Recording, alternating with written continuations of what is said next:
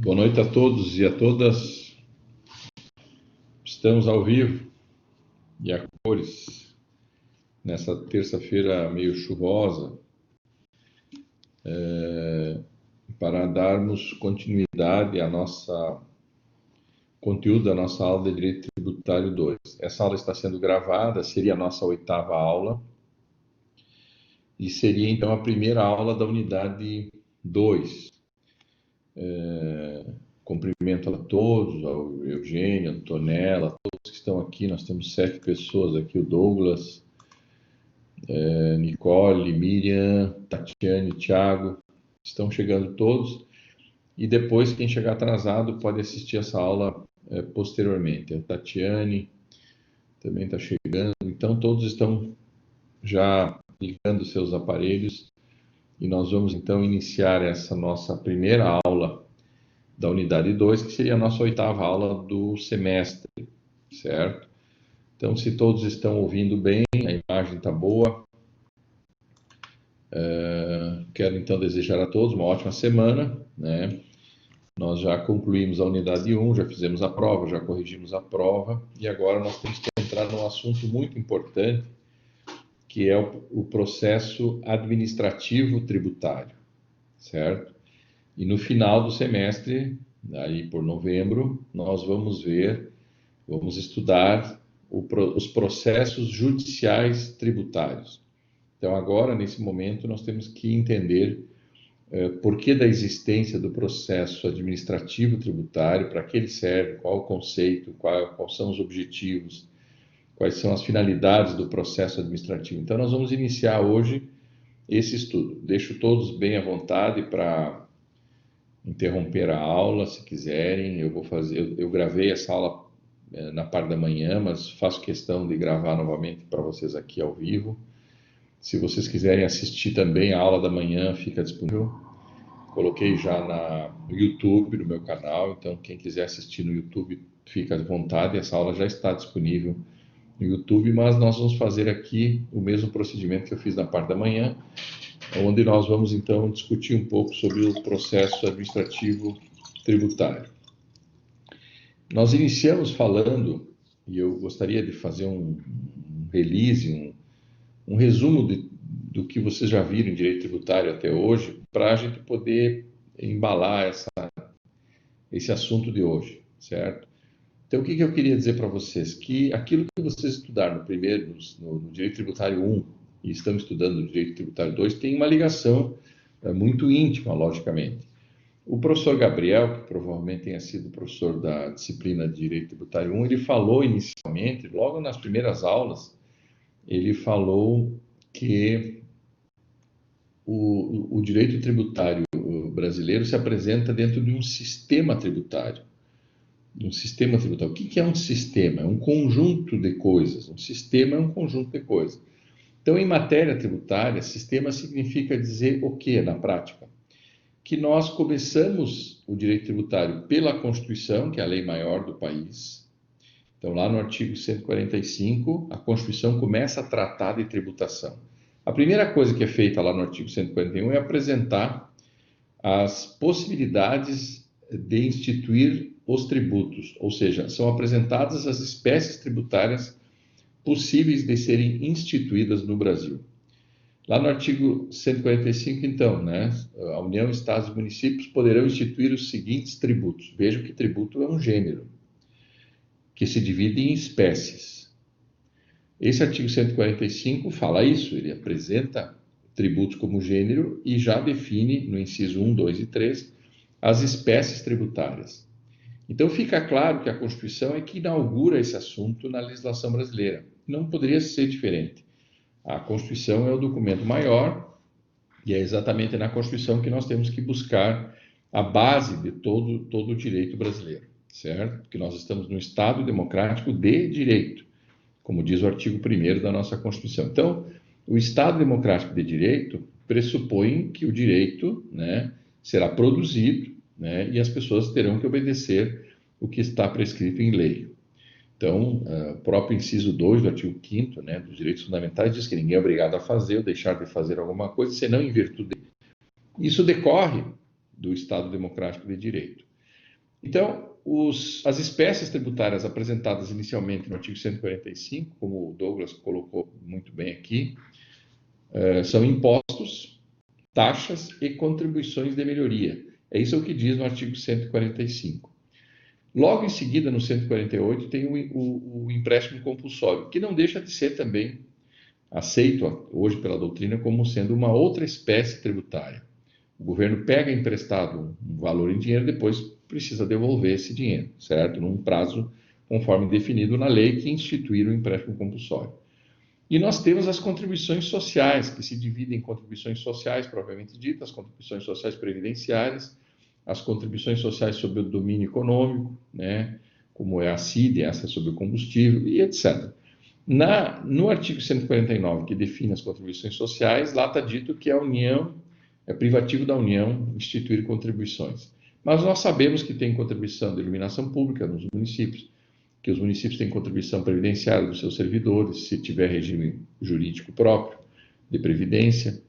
Nós temos as contribuições de melhoria, que é uma contribuição social de melhoria, que também está previsto para os municípios, para os estados, etc. Então, aquilo que está dito no artigo 149 não dá para levar ao pé da letra, porque nós temos algumas contribuições que foram criadas após a Constituição de 88, como o artigo, por exemplo, 149A, que criou a possibilidade dos municípios instituir a contribuição para o custeio do serviço de iluminação pública, que é a famosa COSIP. Bom, estando definido que a União, Estados e municípios poderão instituir estas espécies tributárias, em seguida, no artigo 146, tem um comando constitucional que diz que as normas gerais de tributação serão estabelecidos em lei complementar. O que é uma lei complementar? É uma espécie legislativa produzida no Congresso que exige um quórum para a sua aprovação, para se transformar em uma lei complementar propriamente dita, precisa aprovação da maioria absoluta dos seus membros, ou seja, mais da metade dos membros que dizer sim na votação para que uma lei complementar seja aprovada. Então, tem um projeto de lei complementar para que ele possa ser aprovado, o quórum de aprovação é de maioria absoluta. Quando as leis ordinárias, o quórum de aprovação é maioria simples, ou seja, mais da metade dos presentes na reunião quando se dá a votação. Então, há uma diferença entre maioria absoluta e maioria simples. A maioria absoluta sempre leva em consideração o número total dos parlamentares. E maioria simples, aqueles que estão presentes, daqueles que estão presentes já é suficiente para aprovar.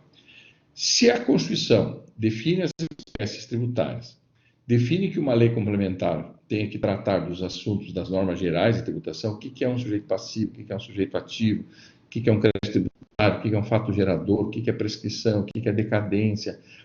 Essas coisas que se aplicam a todos os tributos são normas gerais de tributação. E isso tem que estar onde?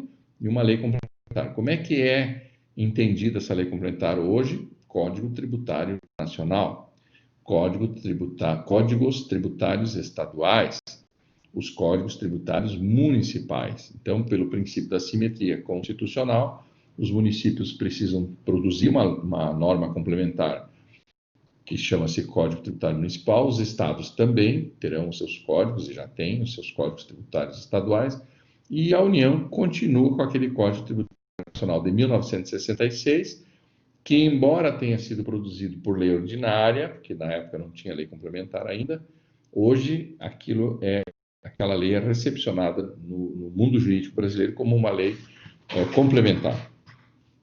Então veja que eu estou falando de um sistema de leis. Constituição define isso. Aí vem a tal da lei complementar, que é o Código. Bom, temos a Constituição agora dizendo as espécies tributárias, no caso são 5 espécies: impostos, taxas, contribuição de melhoria, empréstimo compulsório e contribuições sociais. Né? Alguns autores entendem que são só as três espécies, mas a maioria dos autores já entendem que nós temos uma tributação formada por 5 espécies tributárias.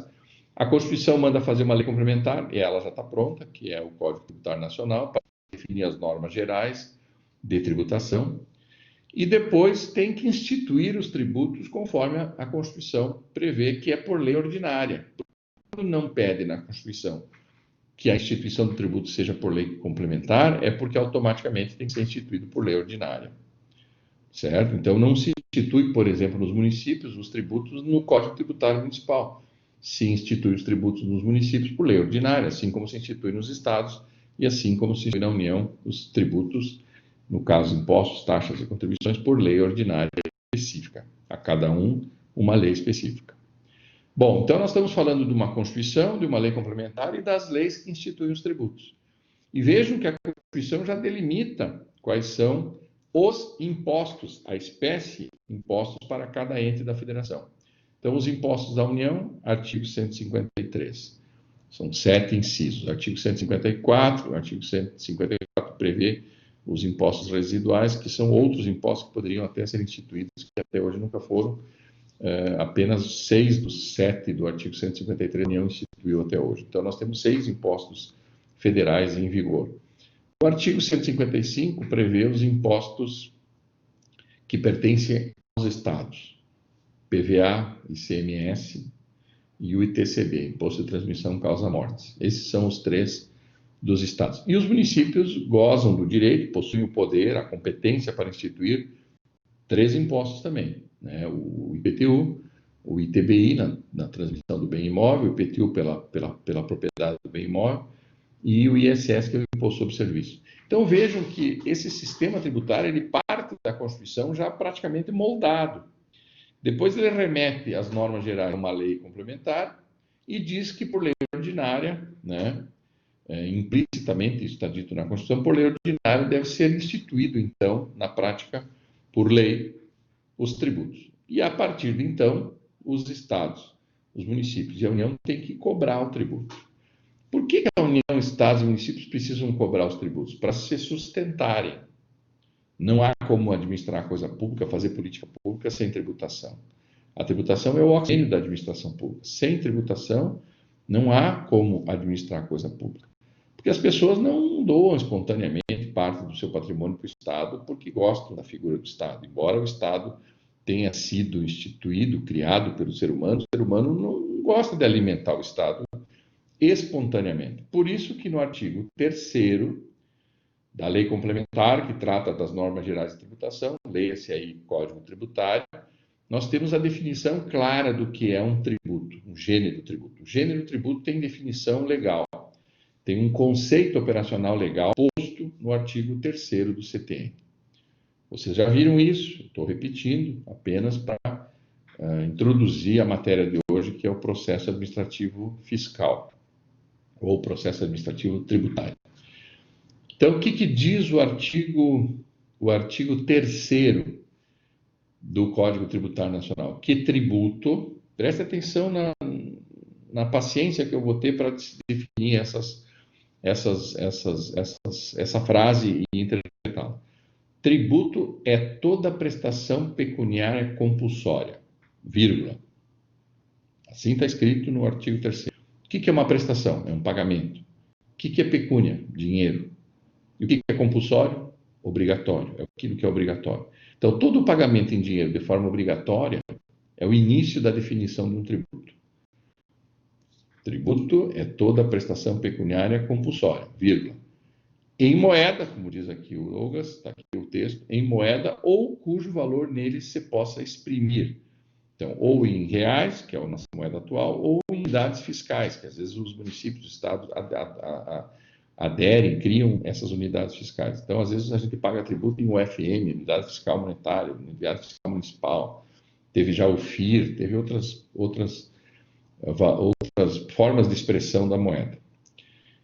Depois da vírgula diz o seguinte, vocês estão vendo ali o texto, que não constitua sanção de ato ilícito. Isso quer dizer o quê na prática? Que eu não pago tributo, eu como contribuinte não estou pagando imposto de renda porque cometi algum erro.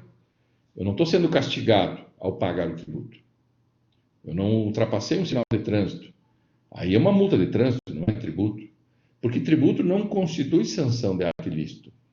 Tributo é algo previsto em lei que eu tenho que pagar porque eu tenho que pagar, está previsto em lei. Pelo princípio da legalidade, eu sou obrigado a pagar o tributo. Agora, não é necessário o cometimento de alguma infração. Pelo contrário, tributo é quando não é uma sanção de ato ilícito. E aí vem a previsão do princípio da legalidade, né? Aí onde se resgata o princípio da legalidade. Instituída em lei, e aí vem o que nos interessa agora, e cobrada, certo? Esta prestação pecuniária compulsória é cobrada, deve ser cobrada, mediante atividade administrativa. O que é uma atividade administrativa? São atos praticados pela administração pública, que seria, então, a fiscalização e a cobrança do tributo. Fiscalização e cobrança do tributo. Não esqueça essas duas palavras, que nós vamos repetir elas várias vezes aqui. Cobrada mediante atividade administrativa plenamente vinculada. O que é o plenamente vinculada? Plenamente vinculada ao cargo que a pessoa ocupa. Se eu sou prefeito, eu preciso, por uma obrigação vinculada ao meu cargo, eu preciso exercer esse papel de cobrar administrativamente os tributos. Então, vejo que os tributos são inicialmente cobrados de forma administrativa, para depois, caso a pessoa não pague, a pessoa devedora do tributo, seja o contribuinte ou outro sujeito passivo da obrigação, caso ele não pague, deverá ser cobrada judicialmente. Mas o primeiro passo é a cobrança administrativa. Esse é o primeiro passo. Então, a própria definição de tributo, posto no artigo 3º, caput do Código Tributário Nacional, que é de 66, já define isso, que o tributo... E, professor, por que essa definição de tributo não está na Constituição? Veja que nós temos lá na Constituição, no artigo 145, a definição de taxa. Né? No inciso 2 do artigo 145, nós temos a definição de taxa. Não temos a definição de imposto, não temos a definição de contribuição de melhoria, mas temos a definição de taxa. Não sei por que eles copiaram e colaram do CTN e botaram na Constituição, mas poderiam ter aberto um artigo na Constituição definindo o que é um tributo. Mas como as normas gerais de tributação têm previsão no artigo 146, será por lei complementar, lá no Código Tributário, essa lei complementar, então, ficou encarregada de definir o que significa tributo. Então, preste atenção nessa definição do que seja tributo, porque ela é muito importante. Então, o tributo é todo o pagamento em dinheiro, né, em moeda, que não constitua, logicamente, uma sanção de ato ilícito, instituída em lei, não há tributo sem lei que o estabeleça. Nullum tributum sine lege, não há tributo sem lei.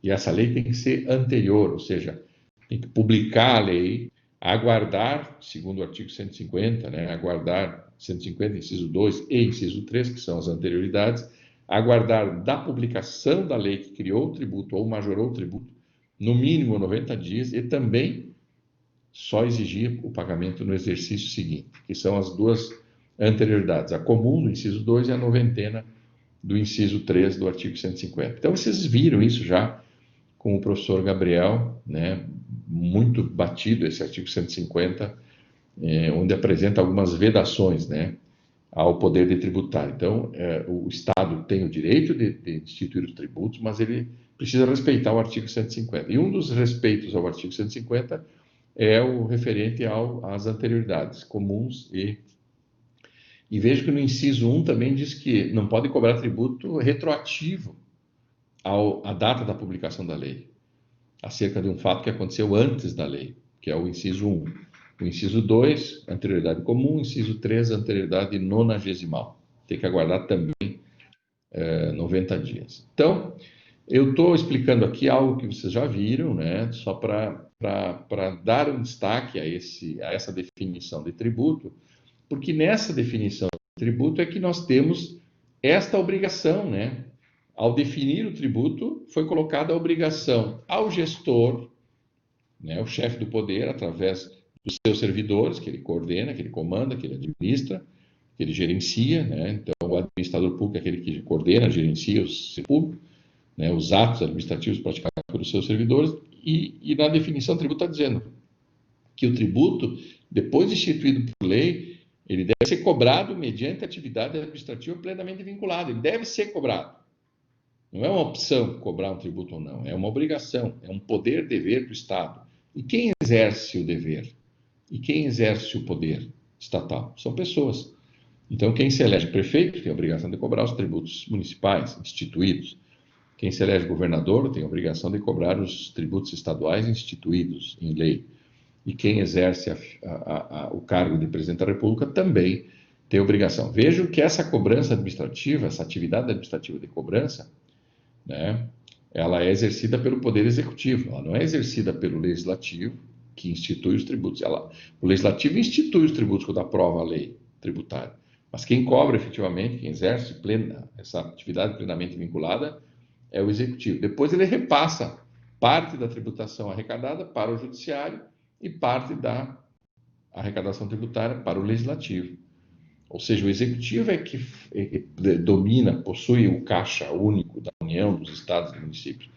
É o Executivo do município, o Executivo do Estado, o Executivo não, é que num caixa único joga todos aqueles tributos ali para dentro. E depois, de acordo com a Constituição, é realizada uma repartição tributária. E aí, a cada ente da federação e a cada poder, né, instituído, receberá uma parcela dessa tributação. Ok? O Tribunal de Contas também recebe, o Ministério Público também recebe, as defensorias públicas hoje recebem também parte da arrecadação tributária. Se for Defensoria Pública Estadual, vai receber do Poder Executivo Estadual. Se for Defensoria Pública Federal, vai receber do Poder Executivo Federal. Então, isso está tudo definido dentro da Constituição. Por isso que o direito tributário hoje ele é constitucional. No fundo, ele é uma matéria de direito constitucional. É da área do direito público constitucional. E vejo que isso forma um sistema, né? Esse regramento em cadeia, de acordo com Hans Kelsen, né? Nós temos a Constituição no ápice, nós temos as leis complementares complementando a Constituição, e depois nós temos as leis ordinárias de regulamentação daquilo que está previsto na Constituição e nas leis complementares. Por isso que é formado um sistema, de cima para baixo. Né? Então, a hierarquia das leis impõe essa sistemática, por isso que nós chamamos isso de sistema. Então, essa atividade administrativa plenamente vinculada, essa ação administrativa do Poder Executivo na busca da tributação, é o que nós temos que estudar e começar a estudar a partir de agora, certo? Então, nós vamos abrir aqui. Até aqui está tudo tranquilo? Alguma dúvida? Fique à vontade. Abra o microfone, a câmera. Como eu gostaria de ver assim, essa cheio de gente aqui, a figura das pessoas aqui, para a gente enxergar a cara do pessoal. Mas estão tudo em casa, as mulheres não fizeram como é que é a maquiagem, né? Então estão de pijama, tá? Tudo certo. Mas pelo menos abra o microfone se quiserem falar aí. Fiquem à vontade, certo? Então o pessoal está dizendo que está tudo tranquilo. Nós vamos abrir aqui. Eu vou compartilhar com vocês os slides desse conteúdo da unidade 2 para que a gente comece a trabalhar. Bom, aqui nós temos uma definição inicial do escritor de São Paulo, que é um paulista, muito conhecido, né, no meio tributário, que é o Kiyoshi Arada. Eu já li alguns livros dele, encontrei alguns defeitos até graves na questão do processo legislativo tributário, mas, independente disso, ele tem algumas definições que são muito importantes. O que que ele diz? Ele define inicialmente, ao falar do processo administrativo tributário, ele define o que é a atividade, né, da administração tributária. Quando eu falar para vocês aqui administração tributária, vocês têm que ter em mente, tem que vir já na cabeça de vocês, a Receita Federal, o conjunto de servidores da Receita Federal, o órgão Receita Federal, as receitas estaduais, né, que em cada estado tem um nome diferente, Sul chegou a ser chamado de exatoria estadual, né? Mas no fundo é a administração tributária estadual, seria uma receita estadual, e cada município também tem a sua administração tributária, Secretaria da Fazenda do município, o nome não interessa, vai depender da estrutura administrativa instituída em lei em cada ente da federação. Então, cada ente da federação dá um nome específico a essa administração tributária. Então, o que diz o Kiyoshi Arada? Que a administração tributária é a atividade do poder público, e aí eu diria que é o do poder executivo, né? É o do poder executivo, voltada à fiscalização e à arrecadação tributária. De nada, pessoal, serve, nós temos um sistema tributário nacional muito bem formado, como nós temos hoje, com Constituição definindo os tributos, as espécies tributárias, dizendo quais são os impostos de cada ente da federação, prevendo a repartição tributária, como eu falei até agora. Não vale nada nós termos uma lei complementar, que é o Código Tributário bem escrito, ou não, mas em vigor.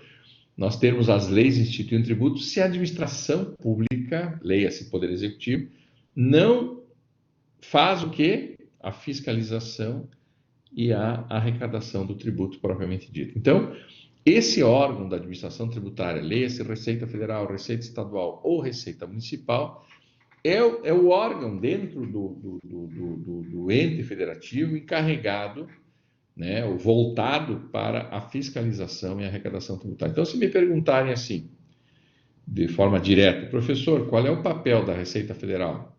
Eu diria fiscalizar para arrecadar os tributos federais. Qual é o papel da Receita ou do órgão da administração tributária estadual?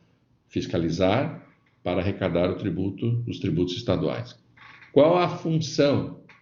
Para que serve a Receita, a administração tributária do município? Leia-se aí Secretaria da Fazenda do município. Para que ela serve? Para fiscalizar e arrecadar os tributos municipais. Para isso que serve a administração tributária. Então, essa administração tributária é uma atividade voltada à fiscalização para a arrecadação. Nada adiantaria ter um sistema tributário, instituir as leis adequadamente, prever todas as situações, as isenções, as imunidades, as alíquotas, a base de cálculo. Nada disso teria importância se não houvesse dentro do Poder Executivo, certo, um órgão chamado de administração tributária encarregado de fiscalizar o contribuinte e arrecadar o tributo devido por esse contribuinte.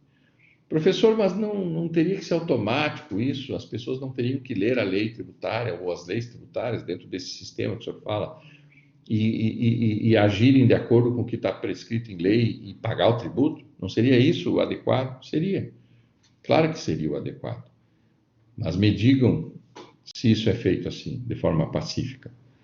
Todo mundo sabe que tributo é toda prestação pecuniária compulsória, ou seja, eu sou obrigado a declarar a minha renda para pagar imposto de renda. Eu sou obrigado a declarar o valor do imóvel que eu estou comprando e pagar o ITBI. Eu sou obrigado a pagar o IPVA.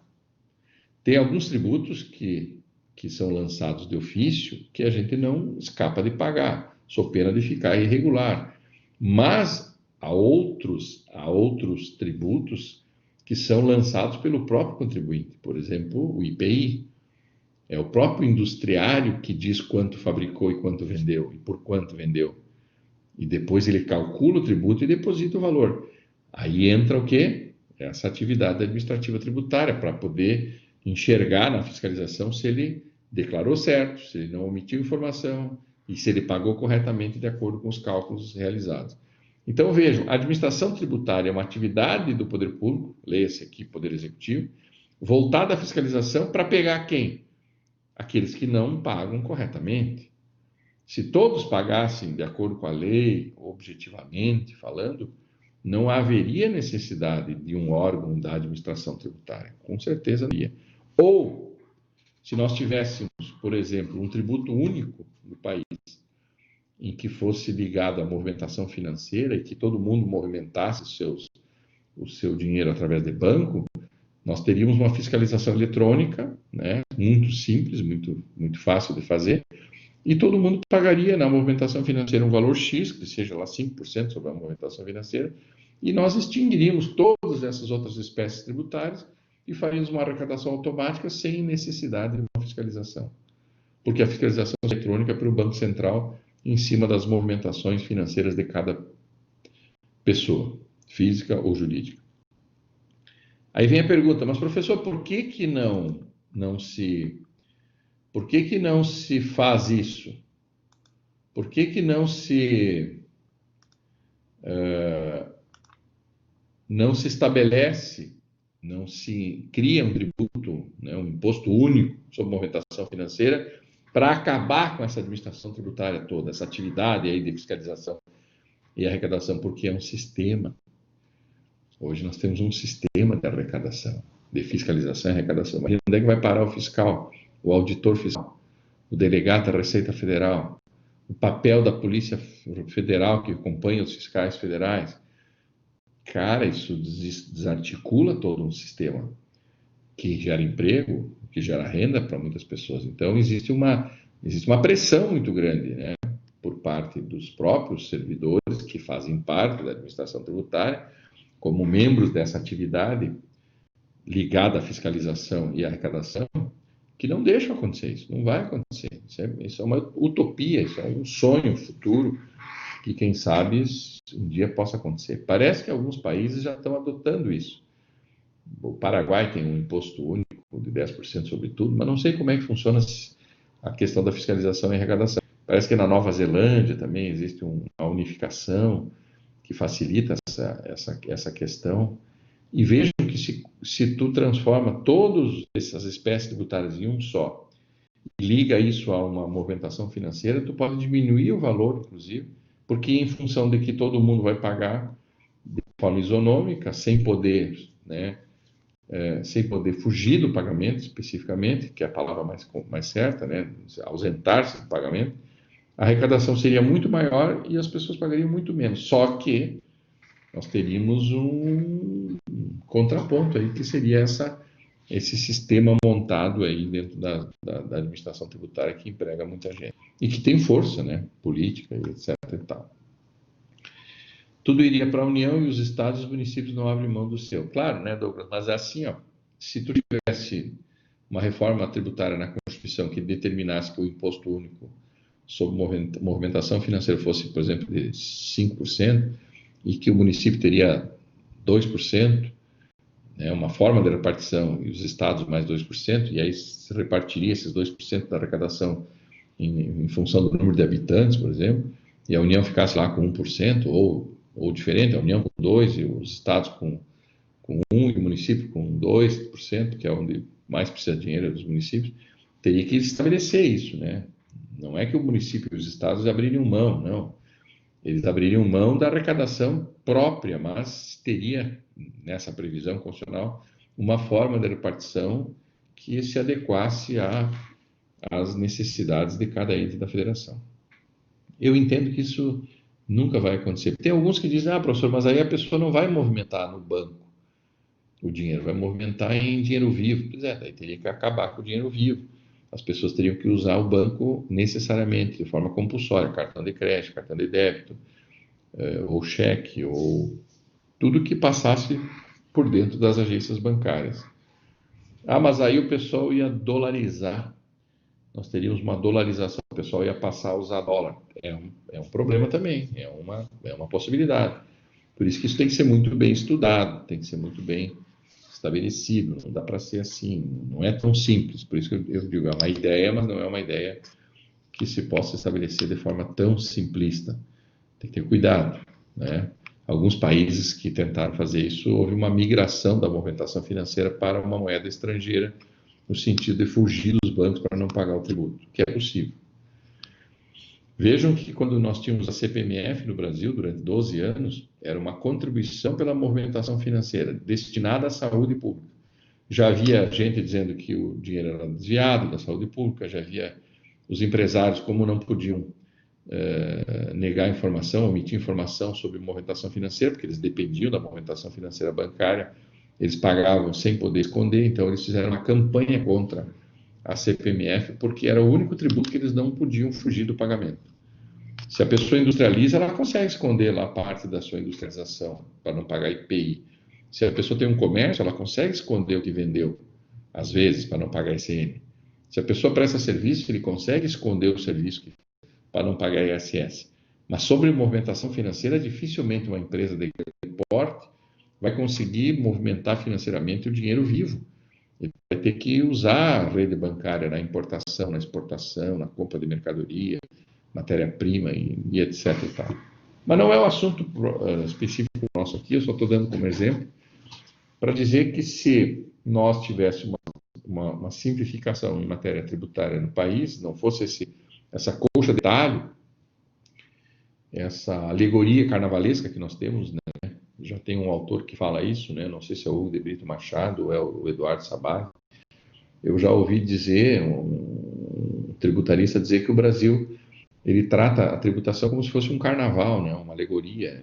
É tanta coisa diferente, tanto colorido diferente, que é difícil de entender. Aqui nós temos a informação do Douglas que o Bernard App, né, vem trabalhando muito para mudar o sistema tributário. Essa simplificação do sistema tributário interferirá ou interferiria de forma direta na administração tributária. Nós estamos aqui entendendo, né, eu estou passando para vocês o entendimento acerca do que é a administração tributária e sua necessidade, para que ela serve.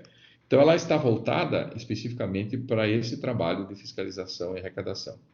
Bom, o processo administrativo tributário que é feito pela administração tributária, né, objetiva verificar o cumprimento das obrigações tributárias por parte das pessoas físicas ou jurídicas, praticando, quando for o caso, diz aqui o que eu achará, dos atos tendentes a deflagrar a cobrança coativa e expedir as certidões comprobatórias da situação fiscal do sujeito passivo. Ou seja, a administração tributária, ela faz o quê? Fiscalização, cobrança ou arrecadação, cobrança ou arrecadação, mesma coisa.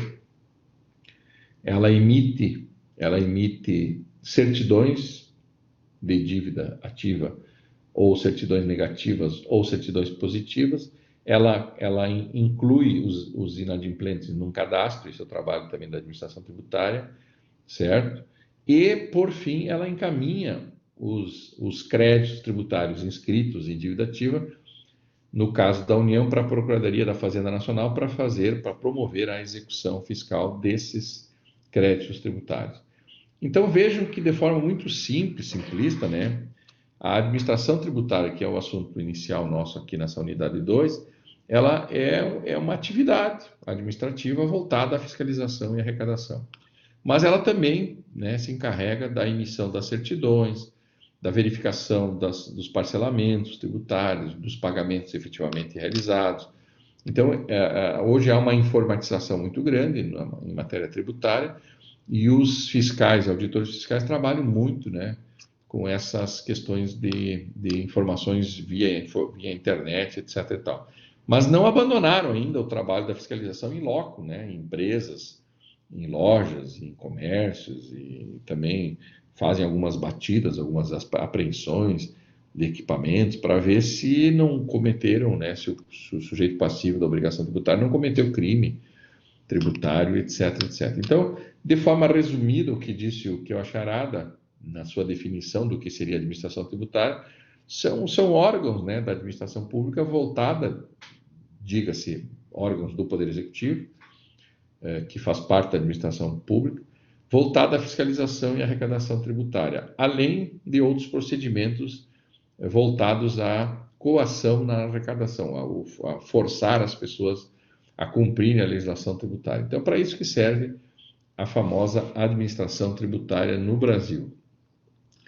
Então, aqui nós temos algumas, eu ressalto aqui alguns trechos dessa definição, né? Regime jurídico de direito público, ou seja, sempre o interesse público tem que ser buscado a qualquer custo, por isso que a administração tributária faz parte dessa lógica do princípio da supremacia do interesse público, né? A busca da arrecadação compulsória daqueles que ocupam o polo passivo nessa relação jurídica tributária é o trabalho principal da administração tributária, que é a fiscalização e arrecadação. E aqui nós temos que o procedimento de fiscalização deve ser o previsto em lei, adequadamente conforme a legislação. A cobrança judicial, ela pode acontecer num segundo momento, caso a cobrança administrativa não surta efeito, né, desejado, né, e também a administração tributária cuida do controle de regularidade fiscal das empresas e pessoas físicas, que a gente chama de malha fina, controle das certidões negativas e positivas. Por exemplo, se a pessoa quiser participar de uma licitação, ela tem que estar em dia com os tributos. Então, esse controle acerca de se as pessoas estão ou não em dia com seus tributos é feito pela administração tributária, que tem o poder, então, de emitir certidões positivas, se estiver devendo a pessoa, certidão negativa, se a pessoa não estiver devendo, ou mesmo certidão positiva com efeito de negativa, se a pessoa estiver parcelando parte dos seus tributos. Então, vejam o que mostra esse slide aqui, né? o fiscal tributário com uma lupa, né, fiscalizando o sujeito passivo, sentado em cima de um saco de dinheiro. Então, o fiscal é o leão, né? Quando a gente lembra da Receita Federal, a gente lembra da figura do leão, o rei das selvas. Vejam que o símbolo, né, máximo de poder que foi dado à Receita Federal na figura de um leão, que é o rei das selvas, né? Então, seria o animal mais feroz dentro de todos os animais que nós temos, seria o leão. Então, o leão é a força do Estado exercendo o poder de fiscalização. Por que o Estado tem a obrigação de exercer a fiscalização e a arrecadação dos tributos? Porque o artigo 3º lá do CTN falou, né, que o tributo deve ser cobrado administrativamente, né, de forma vinculada ao cargo do fiscal e do auditor fiscal. Então, vejam que a administração tributária é composta por cargos, né? A administração tributária é uma estrutura administrativa onde se criam cargos que são unidades de poder. Nunca esqueçam do direito administrativo, que cada cargo ocupado por uma pessoa na administração pública é uma unidade de poder. Somando todas essas unidades, nós formamos o poder total do Estado. Então, o Estado é poder, o Estado tem dever, tem poder, dever de praticar as políticas públicas, e para isso ele precisa arrecadar. Então, ele cria unidades de poder, que são os cargos, com suas atribuições. As pessoas físicas fazem concurso, são nomeadas para ocupar essa unidade de poder e passam a exercer o poder do Estado. Uma pessoa física concursada, ocupante de um cargo efetivo, né, ocupante de uma unidade de poder, passa a exercer o poder total do Estado. E o poder da fiscalização tributária e o poder da arrecadação tributária é uma atividade administrativa plenamente vinculada às atribuições daquela unidade de poder, que fazem com que o Estado, então, possa arrecadar. Possibilita que o Estado busque o seu direito material ao tributo. Vamos supor um exemplo. A lei que institui o imposto de renda diz o seguinte: hipótese de incidência do imposto de renda. Quem vier a ter renda ou qualquer provento, deverá pagar o imposto sobre a renda, sobre essa renda. Isso é a hipótese de incidência prevista na lei do imposto de renda. Certo? Aí diz o seguinte: o fato gerador é a confirmação dessa hipótese de incidência, ou seja, a pessoa, ao trabalhar e receber o pagamento efetivo do salário, passou a ter renda. Esta renda confirma aquela hipótese. Aquela hipótese está prevista numa lei tributária, a pessoa passa a ser o quê? O sujeito passivo da obrigação tributária, leia-se imposto de renda. Então, o direito material ao tributo é um direito que o Estado tem de arrecadar esse imposto de renda, desde que tenha a lei e que essa lei preveja a hipótese e que essa hipótese se materialize quando o fato gerador acontece. No momento que a pessoa passa a ter renda, confirmando essa hipótese prevista nessa lei tributária, o direito material passa a existir. O direito ao dinheiro inerente àquele imposto de renda. Então, isso é um direito material, é o direito à matéria. A matéria é o dinheiro. Então, o fiscal tem que estar atento para saber se a pessoa declara toda a renda que ela recebe. Porque a maioria das pessoas, ela tende a esconder parte da renda para pagar menos imposto de renda. Então, o fiscal, ele busca o direito material integral acerca do tributo imposto de renda em todas as pessoas físicas ou jurídicas. Se a empresa esconde que vendeu para não pagar o imposto sobre circulação de mercadoria, por exemplo, o Estado perde esse direito material a esse imposto, ou pelo menos parte dele. E você sabe que isso é crime tributário, né? Omitir informação para pagar menos tributos, se for comprovado que houve redução ou supressão na arrecadação, por exemplo, do ICMS, é considerado crime tributário, né? Artigo 1º da Lei 8.137, que nós já vimos exaustivamente até agora. Então, o fiscal estadual, que é membro do órgão administrativo estadual, ele tem que ir aonde? Nas lojas, para saber se as lojas estão corretamente declarando, emitindo nota fiscal e declarando essas notas fiscais para fins de pagamento correto do ICMS. Então, o fiscal é o leão que vai fiscalizar a ocorrência do fato gerador. O fiscal sabe que existe a lei do ICMS, sabe a hipótese de incidência do ICMS, só que ele precisa consultar, fiscalizar, enxergar se o fato gerador aconteceu, se houve a venda efetiva da mercadoria. Então, se houve a venda efetiva da mercadoria, ele tem que localizar o devedor e notificá-lo para que ele venha pagar esse tributo, ok? Bom, isso é o trabalho efetivo do fiscal tributário, né, que leva as informações para o auditor fiscal. O auditor fiscal, ele confirma, ele analisa, ele verifica se o trabalho de fiscalização foi correta, e aí ele tem o trabalho, então, a atribuição de lançar o tributo propriamente dito. Então,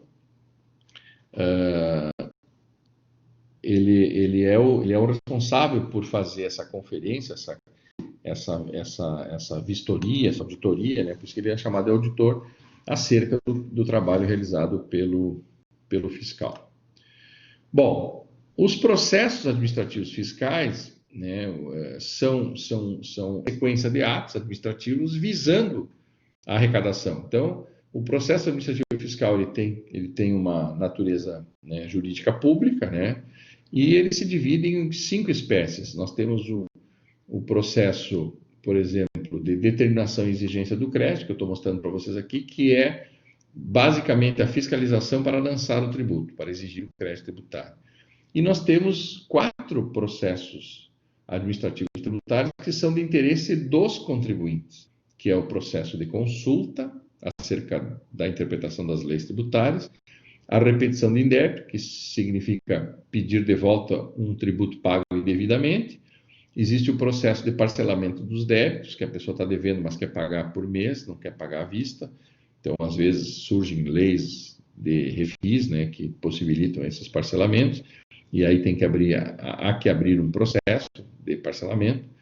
E existem situações em que a pessoa entende gozar de alguns direitos reconhecidos em lei, como isenção, não incidência, imunidade tributária, e a pessoa tem que requerer, e isso abre um processo também no âmbito administrativo. Então, a classificação dos processos administrativos, que vai ser gerenciado pela administração tributária, através dos fiscais, auditores fiscais, etc., agentes administrativos, que compõem esse conjunto da administração tributária, ele se divide, né, em 5 espécies de processos possíveis, inclusive são regulamentados esses processos. Determinação e exigência do crédito, que é de interesse do fisco, que, traduzindo, é a fiscalização e a cobrança do tributo propriamente dito. O processo de consulta, quando alguém não entende de forma clara a legislação tributária, então consulta a Receita para que ela esclareça os termos exatos da aplicação da lei tributária. O processo de repetição de indébito, que é a busca de um valor pago indevidamente, previsto no artigo 165 do CTN. Os parcelamentos de débitos que são possíveis de acordo com a legislação de cada município, cada estado e da União, e o reconhecimento de direitos. Alguns estão previstos na Constituição, que são as imunidades, mas existem isenções específicas de acordo com os tributos específicos de cada ente da federação. Então, o processo administrativo fiscal, ele é tocado, ele é gerenciado pela administração tributária, que tem a seguinte definição legal. Olha só, nós temos uma definição posta pelo próprio Código Tributário Nacional, que diz o seguinte, que a administração tributária é um conjunto de órgãos públicos, aí, claro, tem no âmbito da União, dos estados e dos municípios, com a incumbência de aplicar a legislação tributária e verificar a correção de sua aplicação por parte de terceiros. Então, a própria lei complementar que estabeleceu o Código Tributário Nacional, que embora tenha sido fabricado como lei ordinária, hoje é entendida e recepcionada como lei complementar federal, define, né, que a administração tributária é esses órgãos da administração pública federal, Receita Federal, os órgãos da administração pública estadual, as receitas estaduais e as secretarias da Fazenda dos municípios, que fazem parte, então, de um conjunto, né, de administração tributária em âmbito geral, mas dividido em cada ente da federação para aplicar a legislação tributária. Então, vejo que o fiscal, o auditor fiscal, só pode atuar exercendo suas atribuições como integrantes da administração tributária para aplicar corretamente e verificar se está sendo aplicado corretamente a legislação tributária em vigor, ok? Então, quem quiser fazer, por exemplo, concurso para fiscal ou auditor fiscal federal, que o salário é muito bom, precisa conhecer esse conceito, né, de que tu estarás fazendo parte dessa administração, desse órgão público chamado administração tributária, leia-se aí Receita Federal, por exemplo, e que tu vai ter que conhecer a legislação tributária federal para aplicá-la no mundo prático.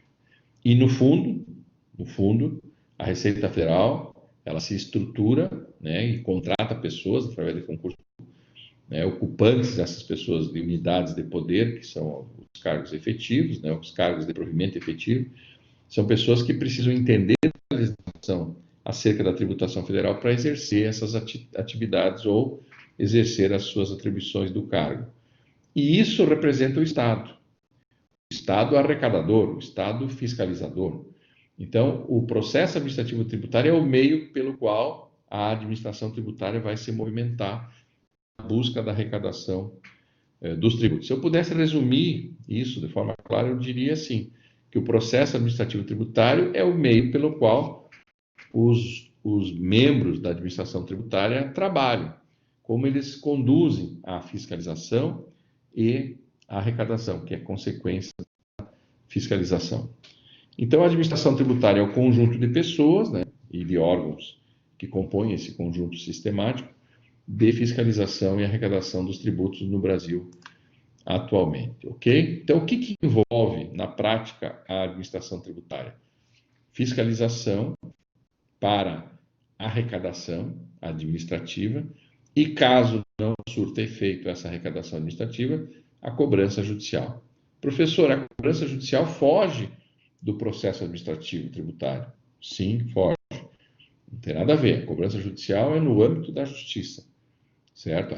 Vai ter, por exemplo, em nível federal, nós temos a Procuradoria da Fazenda Nacional, que é um órgão de Estado composto por advogados, né, formados com OAB, inclusive, para atuarem nos processos judiciais de cobrança nos executivos fiscais. Ou seja, aquela pessoa que não pagou administrativamente um débito tributário, então o Estado deixou de receber um crédito tributário, sempre que alguém tem um débito, alguém tem um crédito.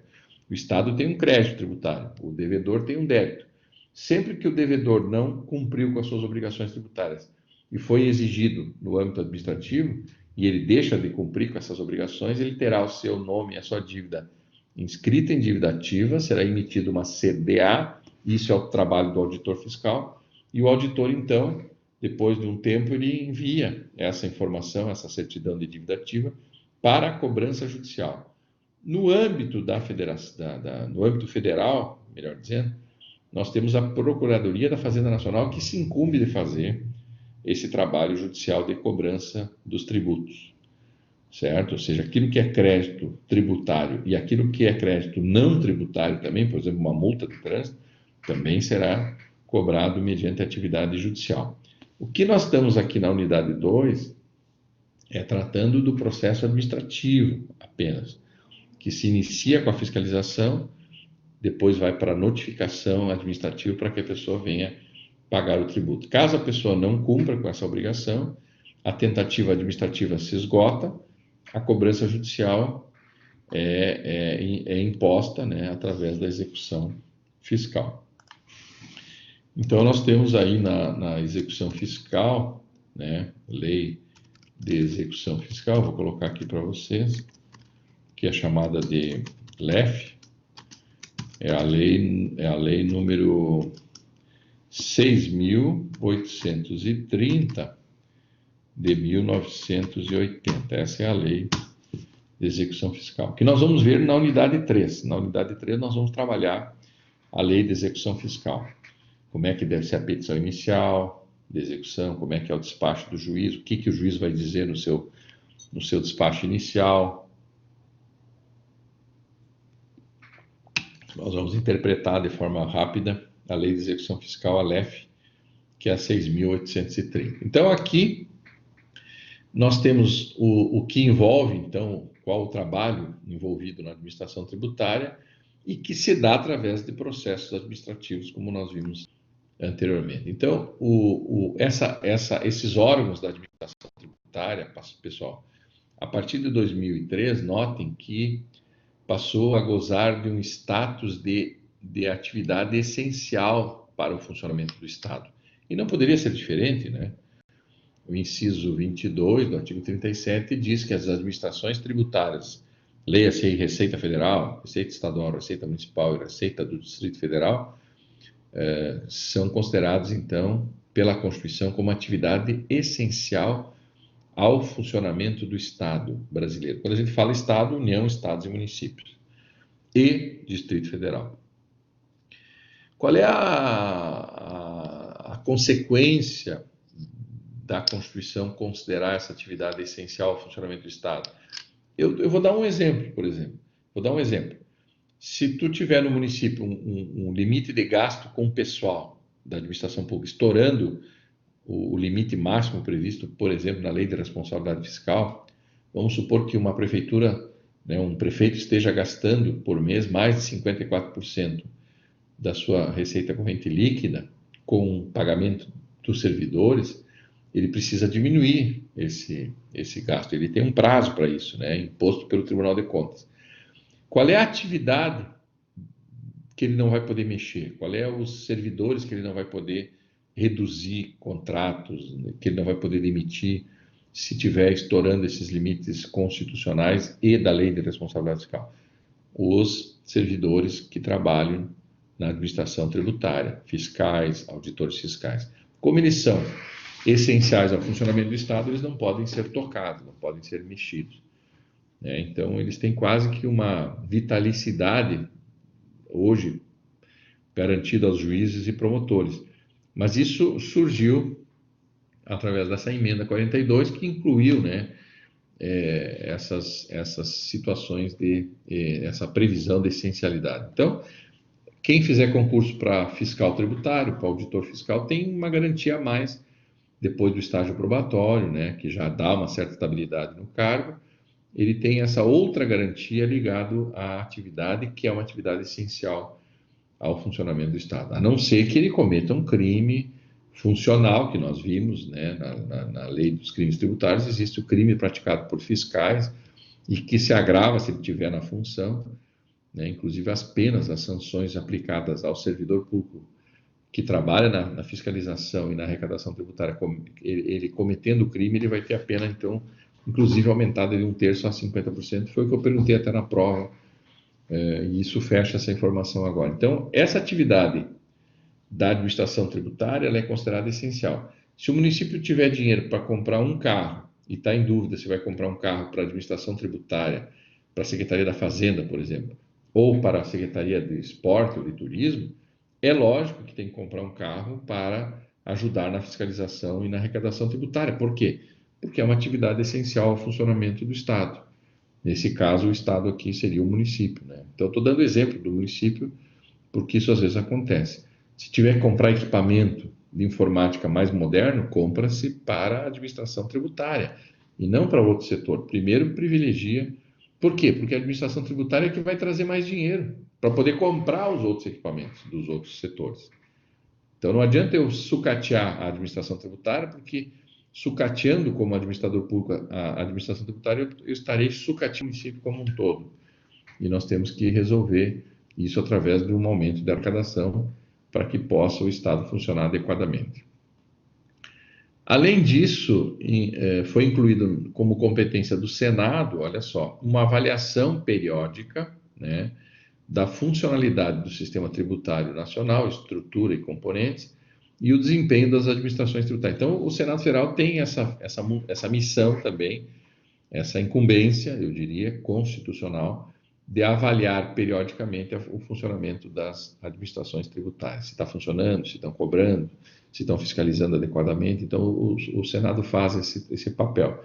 Inclusive, ele publica algumas normativas, ele publica alguns artigos, alguns manuais, né? Ele promove alguns cursos de aperfeiçoamento do pessoal da Receita Federal para a Receita Estadual. Existe uma preocupação do Senado por obrigação institucional, né, e constitucional, acerca do funcionamento do sistema tributário nacional como um todo, né? Quando eu falei em sistema tributário nacional, eu estou também incluindo que nós temos a legislação tributária federal, a legislação tributária estadual, a legislação tributária municipal e do Distrito Federal. Então, isso também compõe um sistema de normas e regras tratando desse assunto, matéria tributária, em todos os entes da federação. Passou, então, a administração tributária a ter um status constitucional, inclusive de precedência dentre suas áreas de competência e jurisdição, sobre os demais setores administrativos. Isso significa o quê? Se tu tiver processos administrativos tramitando, tem que dar precedência ao julgamento dos processos envolvendo a tributação. Por quê? Porque isso aumenta a arrecadação. Aumentando a arrecadação, se consegue contratar pessoas para fazer os outros processos. Então, sempre temos que ter em vista, né, temos que ter claro que a administração tributária, que é o setor dentro do Poder Executivo que faz o processo administrativo tributário andar, ele tem status de essencialidade e tem precedência, né, dentro do seu órgão, tem precedência sobre os demais setores da administração pública. Isso é evidente, é óbvio, é necessário que seja assim, né? Eu não poderia colocar a administração tributária como algo supérfluo, tendo em vista que o administrador público só consegue produzir políticas públicas se tiver dinheiro. E é a administração tributária, através dos processos administrativos tributários, que haverá a fiscalização e a cobrança de forma legal dos tributos instituídos. Então, tem que haver essa precedência e essa qualificação, né, esse status de essencialidade. Por isso que nós temos aqui citados como dois incisos do artigo 37 que garantem essa essencialidade e essa precedência. Bom, as principais atividades da administração tributária a gente já viu assim de forma ampla, mas aqui eu cito, né, coloco de forma mais clara, né, que o trabalho principal é o de fiscalização, que é o trabalho dos fiscais. Eu diria que o segundo trabalho, que é o da arrecadação, né, compete aos auditores fiscais, são os encarregados pela notificação e cobrança do tributo, propriamente dito, no âmbito administrativo.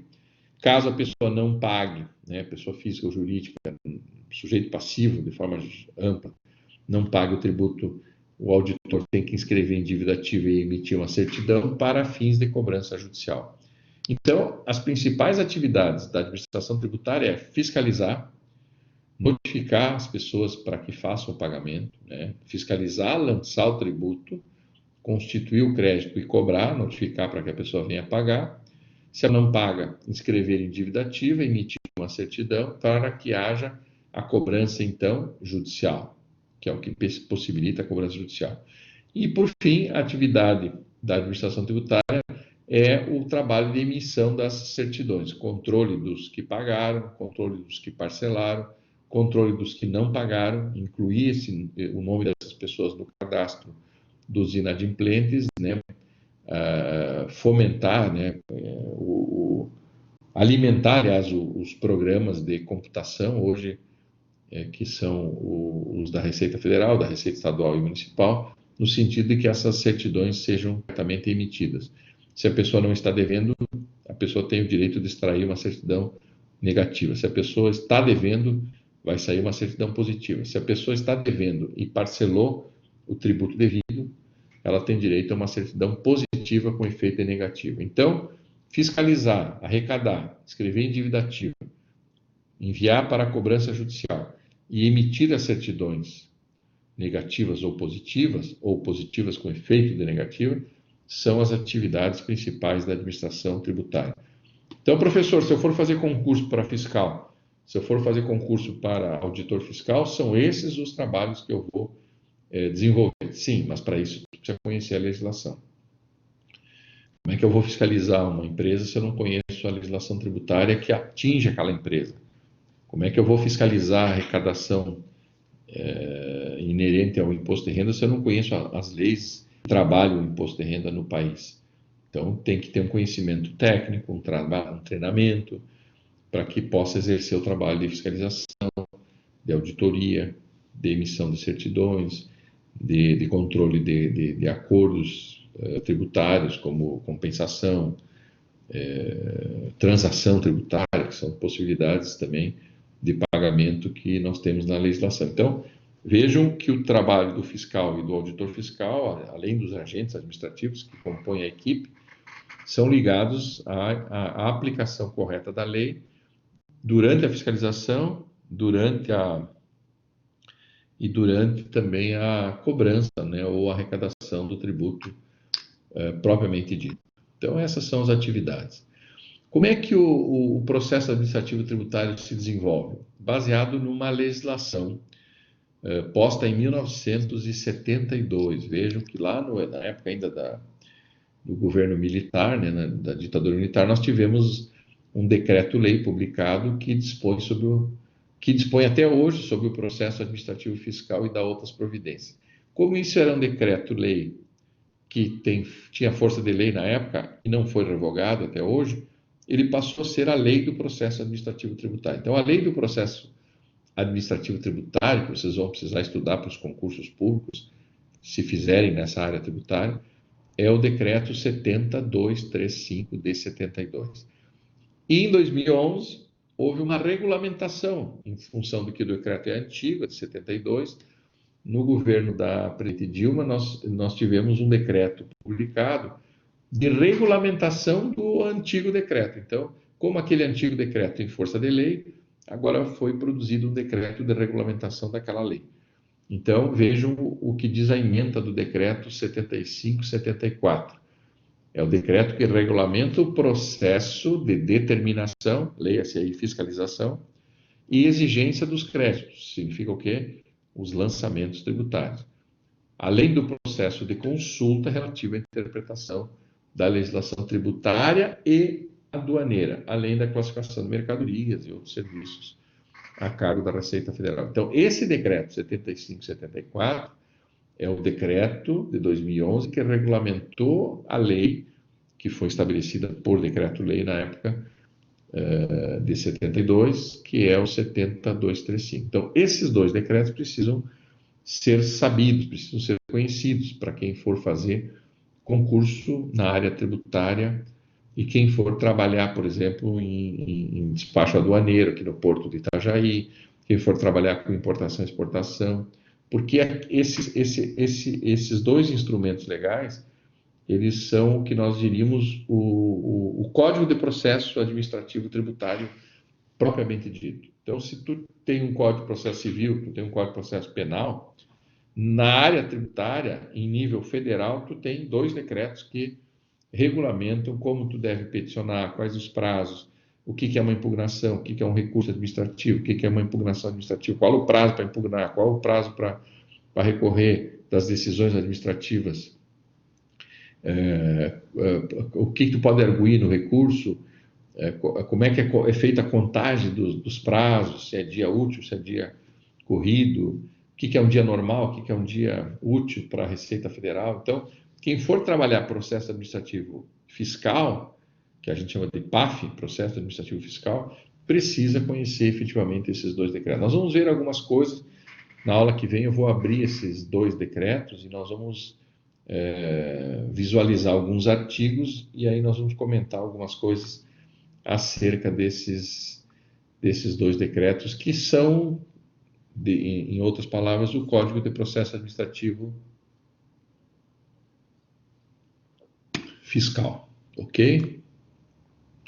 Bom, a fiscalização, então, ela diz aqui, se materializa em atos de verificação do cumprimento das obrigações tributárias.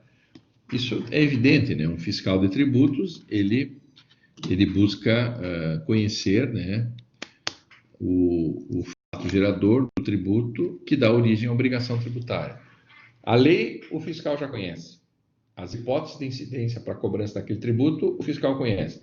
O que ele precisa encontrar é o fato gerador da obrigação tributária, aquilo que dispara no mundo real a obrigação de pagar o tributo. Então, ele precisa averiguar, por exemplo, a declaração de imposto de renda de uma pessoa para saber se ela declarou toda a renda dela. Se ela não declarou, ele tem que tentar enxergar, né, a matéria envolvida, que é renda da pessoa. Então, ela tem que buscar informações, cruzar informações de declarações de várias pessoas, às vezes, para encontrar a materialidade do tributo propriamente dito. Então, o fiscal tributário, ele tem a incumbência de pegar uma lupa e tentar enxergar o fato gerador do tributo, que confirma a hipótese prevista na lei que instituiu o tributo. Por isso que eu faço esse fluxograma. Eu preciso ter, primeiro, a lei. Segundo, eu tenho que ter uma hipótese prevista nessa lei, acerca do que será cobrado o tributo. Terceiro, tem que acontecer essa hipótese, que é o fato gerador. Quarto, acontecido o fato gerador, surge uma obrigação de alguém pagar. Eu preciso localizar, eu preciso identificar quem é essa pessoa.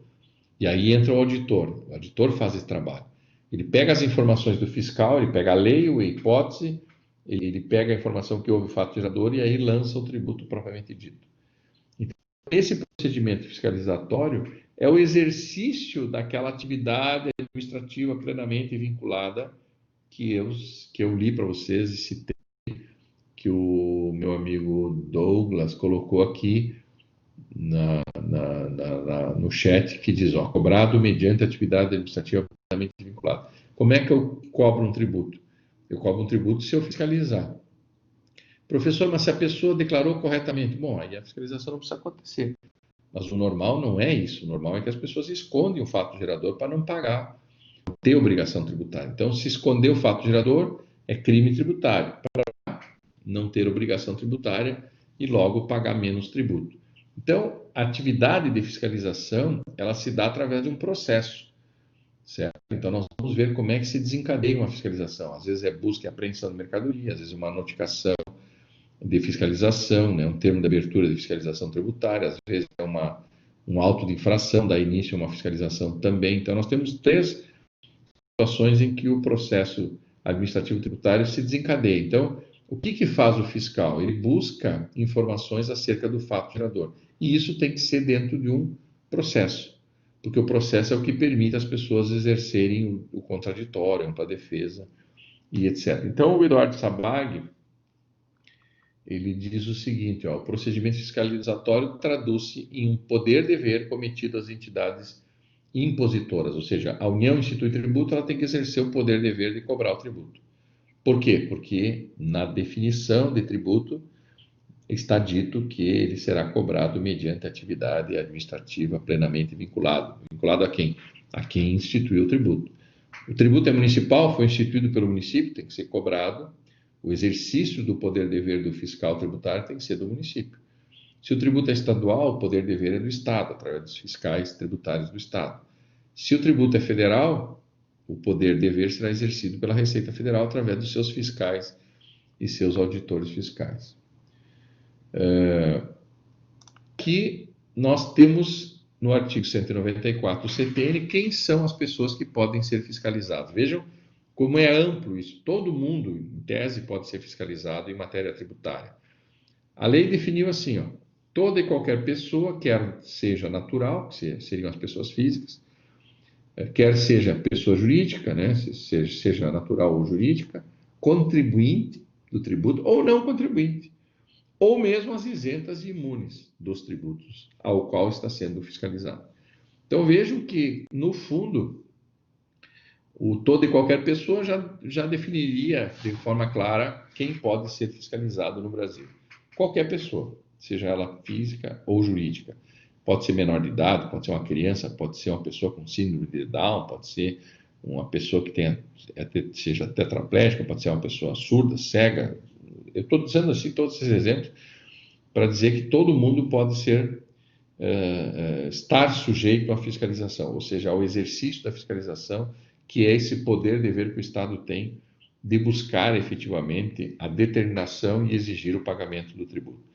Por isso que o processo, esse número 1, essa espécie de processo administrativo número 1, é o primeiro que nós vamos começar a falar, é o da determinação e exigência. Determinação significa fiscalizar, e exigência significa lançar o tributo devido por alguém. Então, para que a fiscalização possa ser completa e efetiva, ela tem que atingir toda e qualquer pessoa.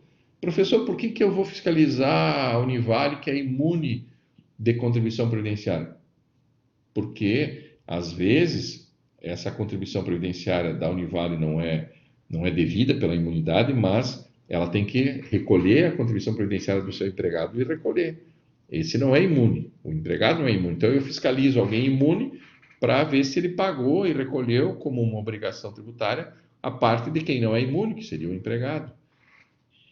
Certo? Então, toda entidade, seja templo de qualquer culto, sindicatos de trabalhadores, entidades sem fins lucrativos que gozam, às vezes, de alguma imunidade, ou mesmo empresas que gozam de isenções, por exemplo, elas devem continuar sendo fiscalizadas porque elas têm algumas obrigações que, embora não sejam ligadas diretamente a elas são sujeito passivo de obrigações de outras pessoas ligadas a ela. Então, por isso que a fiscalização ela tem que ser ampla, né? Ela tem que alcançar todos, toda e qualquer pessoa, seja imune, isenta,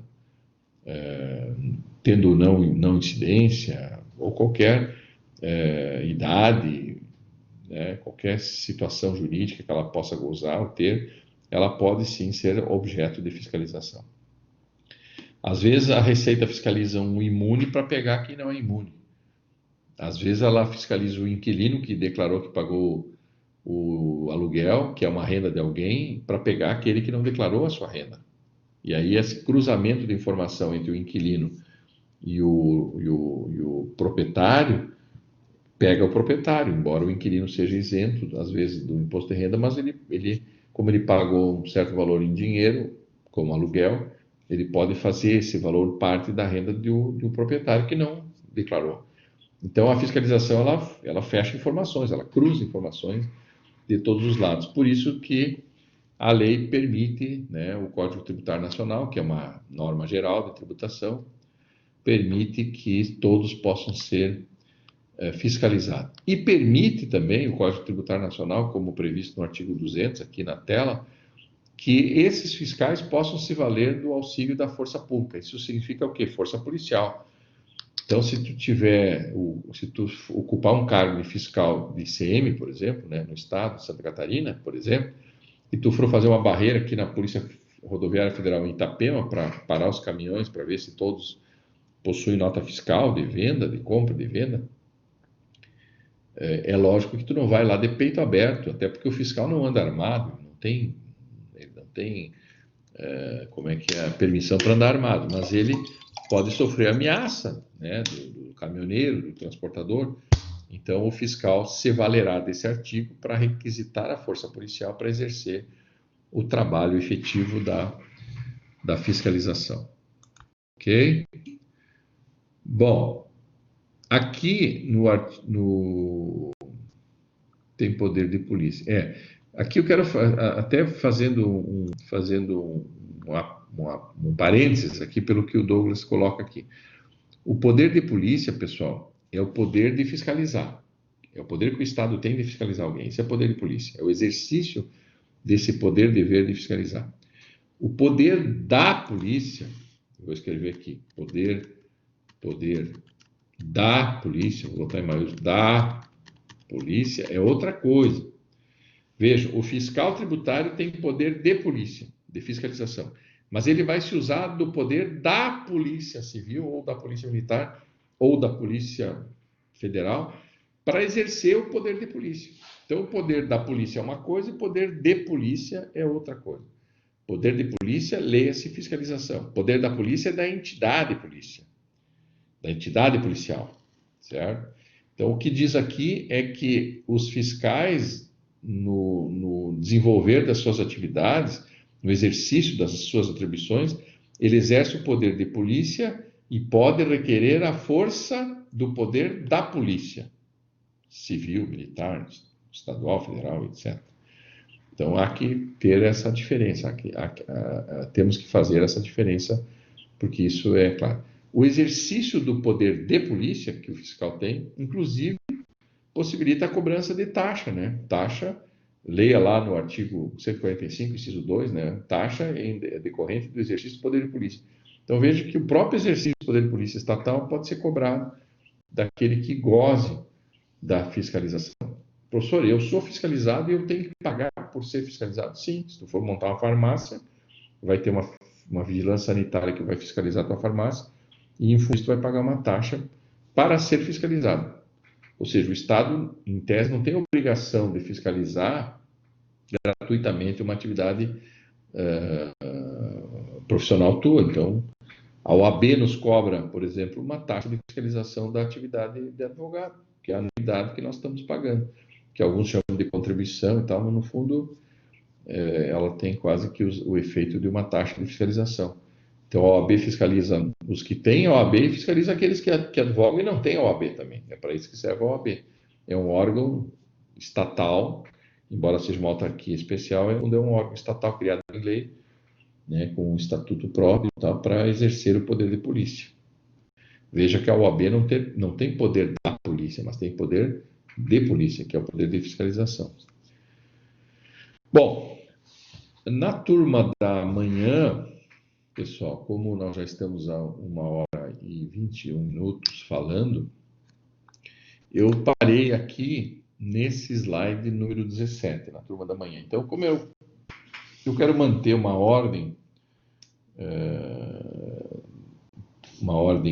igual em relação à turma da manhã, nós vamos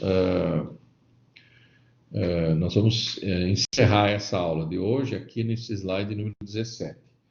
E na semana que vem, dia 13, que é o dia do meu aniversário, de 60 anos, está na hora de eu entregar o chapéu, a cartola e o canudo para alguém já, né? Estou ficando um pouquinho mais velho.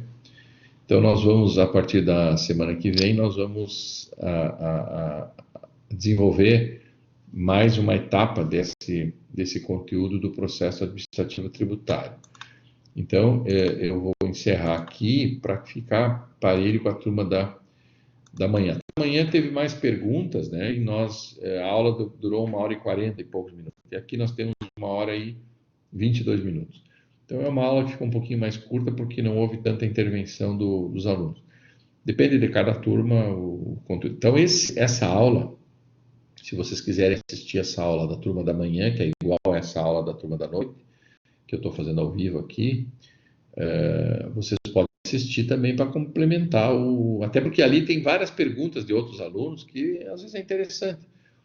Alguns alunos da turma da manhã fizeram algumas perguntas e explicando de forma diferente do que foi explicado agora. Então, quem for aluno, não só quem for aluno estudante, tem aluno passivo, tem um estudante que é ativo.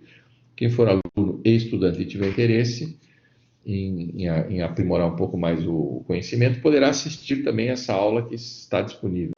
Então, se tu entrar no meu canal do YouTube, vai estar lá a aula número 8, né?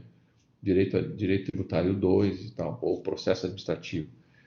Então, quem quiser acessar essa aula no YouTube, vai ser postado lá. E eu vou postar também essa aula que nós estamos encerrando agora, para que na semana que vem, que eu deveria estar de folga, mas não é feriado, né? Feriado é na segunda-feira, na semana que vem, no exato dia do meu aniversário de 60 anos, nós estaremos aqui para ministrar mais uma aula com todo o carinho e dedicação para que vocês possam aprender um pouco mais sobre essa matéria, que às vezes uns acham que é chata e tal, mas quem for trabalhar na prática vai ver que vou passar o aniversário com vocês aqui, tanto na turma da manhã como na turma da noite, nós vamos passar junto aqui meus 60 anos. Então vou ter que fazer a festa sábado, domingo, segunda, que é feriado, depois terça já o bicho pega. Certo, minha gurizada? Meus amigos, então encerramos aqui esse conteúdo e a partir da semana que vem nós começamos no slide número 17, onde nós vamos entrar depois nos processos em espécie, né? Cada um dos processos administrativos que nós traremos no mundo profissional. Lembre-se, pessoal, que a nota da M2 serão duas peças administrativas. Eu vou trazer um caso, um estudo de caso, e nós vamos resolver através de um processo administrativo. Pode ser uma consulta, pode ser uma repetição de débito, pode ser um pedido de parcelamento, pode ser um pedido de imunidade tributária. Ou seja, vocês vão produzir uma peça que soluciona o problema de um cliente no âmbito administrativo, no âmbito do processo administrativo tributário, certo? Então, nós teremos duas peças para compor a nota da M2. Depois, na unidade 3, são os processos judiciais tributários, onde nós faremos também duas peças para concluir a nota da M3. Então, prova a gente não vai fazer mais. Prova foi só aquela que a gente já aplicou, já lançou, mas eu preciso que vocês pratiquem um pouco isso no mundo prático, né? No mundo das petições administrativas e tal. Que agora, no âmbito da Receita Federal, está muito simplificado isso. A Receita Federal disponibilizou uma lista de formulários administrativos que as pessoas não precisam nem ser advogadas, as pessoas pegam aquele formulário, preenchem, entregam via internet para a Receita e a Receita resolve. Então, antes a gente, como advogado, fazia uma petição lá para os auditores fiscais, agora são formulários muito simples assim. Então, nós vamos trabalhar um pouco alguns desses formulários, mas o que mais nos interessa é o direito material. Nós vamos trabalhar um pouco o direito material e vocês vão aplicar isso em alguns processos administrativos. A turma quer pagar um bolo, né? O Douglas quer pagar um bolo de aniversário, não vai dar para comer junto. Então, você tem que comprar o bolo, mandar para o meu escritório aqui, que aí eu vou comendo o bolo, vou dando aula e a gente vai conversando. Estou brincando, mas seria bom, né? Certo? Legal? Pessoal, o churrasco vai ser no sábado, mas é que não dá para juntar gente, está meio complicado. Esses dias aí, já tem gente muito perto aí pegando o tal da Covid, eu estou escapando ainda, porque eu vou pegar vocês na semana seguinte, vocês não vão me ver aqui provavelmente. Certo? Estou entrando no grupo de risco. Estou entrando no grupo de risco, certo? Então, se eu pegar a tal da Covid, aí eu estou passando, tá, todo mundo em volta aqui já pegou. Meu sócio, meu filho, minha filha, sei lá, todo mundo já pegou. E eu estou virgem ainda, mas o dia que eu pegar, o bicho vai pegar, né? Porque aí já estou nos 60, daqui a pouco vocês vão ter outro professor dando aula aqui, se for o caso. Mas não vai acontecer, beleza? Obrigado a todos. Vamos cuidar, continuar usando máscara, lavando as mãos com água e sabão, que é a única coisa que resolve, né? Meu pai, que era médico, já dizia isso há 30, 40 anos, ele dizia para mim, nunca me sai da cabeça. Só tem uma coisa que resolve o problema da saúde pública, é água e sabão. Água potável e um sabão. Qualquer sabão, não precisa nem ter cheiro. Mas é lavar as mãos, lavar o rosto, lavar a boca, lavar os dentes, tudo isso faz parte da higiene pessoal. E agora as pessoas aprenderam que isso tem que acontecer. Inclusive vai evitar futuras gripes, resfriados e tal. No futuro vai evitar outras doenças graças a essa pandemia. Então, embora ruim, seja muito ruim, ela trouxe alguns cuidados que as pessoas não tinham, que agora passam a ter. Então, encerramos aqui a nossa 8ª aula. Desligo o gravador e continuo à disposição se alguém tiver alguma dúvida para tirar, senão a gente encerra aqui a presença online. Vocês podem sair daí da aula, eu interrompo a gravação nesse momento.